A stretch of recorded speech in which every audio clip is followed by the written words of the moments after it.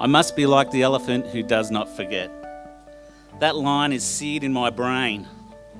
I must be like the elephant who does not forget. Even after 35 years, that line refuses to leave me. I must be like the elephant who does not forget. Yes, I remember that line because of you, Paul F. Walsh. I must be like the elephant who does not forget. Some teachers gave us the cane, but you gave us the pen. I must be like the elephant who does not forget. Whatever the classroom crime, the punishment was the same. On top of your homework, Chad, write out 100 lines. I must be like the elephant who does not forget.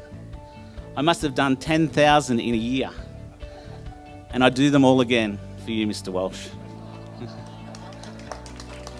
Anyone here who knows Paul F. Walsh or the other half of his life equation, Susan Harvey, will know about this obsession with elephants. Their publishing company is called Elephant Press. I think their tutoring business is called Tusk Productions. Pictures of pachyderms take pride of place in their home, as they do in their fabulous new book, the HSSea, courtesy of illustration by the Herald's own Peter Lewis. For crying out loud, Paul even sends text messages punctuated with tiny pachyderms. Instead of emoticons, I think they might call them alephicons. Well, at least he didn't try and trunk call me, right? Okay, let's stop with the pachyderm puns. I can almost hear all those old teachers out there groaning. I can hear them tusking. Which takes me back to how I met Paul, or Mr. Walsh as I always call him. It was 1982. He was our roll class teacher and our Year 7 coordinator at Marist Brothers Hamilton, now better known as St Francis Xavier's College. I thought he was some sort of Einstein, and not just because of the mustache and the mop of hair on top of his head. Up until then, he was the smartest yet strangest fellow I'd ever met. In fact, he might still be. The smartest, that is. His wisdom was otherworldly. As a 12-year-old, I was slightly terrified, but enormously intrigued by this teacher that the older boys just referred to in whispers as the Elephant Man. Mr. Walsh had such a profound and positive effect on me.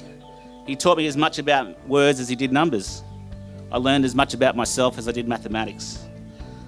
The more I learned from Mr. Walsh, the more I realised I didn't know.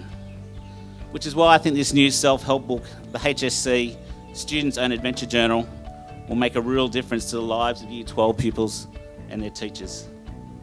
It's more than a book. It's a journal that navigates a dramatic journey into adulthood. It's inspiring and empowering stuff, what our creative co-authors like to call the circle of truth, a truth that will long reverberate. And speaking of the truth, I have something of a confession to make, Mr. Walsh. It's something that's weighed heavily on me for 35 years. Reading this book triggered a memory in me that was more about commerce than it was mathematics. And yes, it's being like the elephant who does not forget.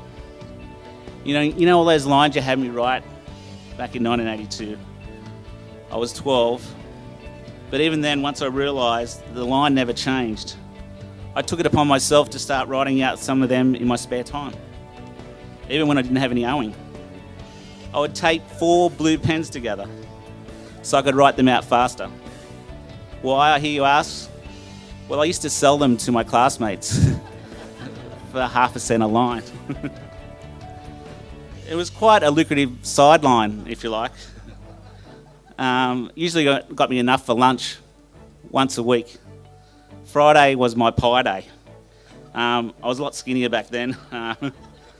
Maybe I should have stuck with it, writing lines, that is, not eating pies, although I noticed the Clock Tower Cafe has some decent ones.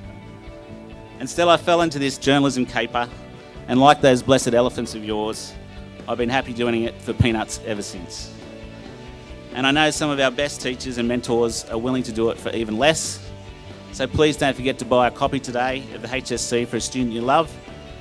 And thanks, Susan. Thanks, Mr. Walsh. Thanks, Peter Lewis, for sharing that love of learning. Thanks, everybody.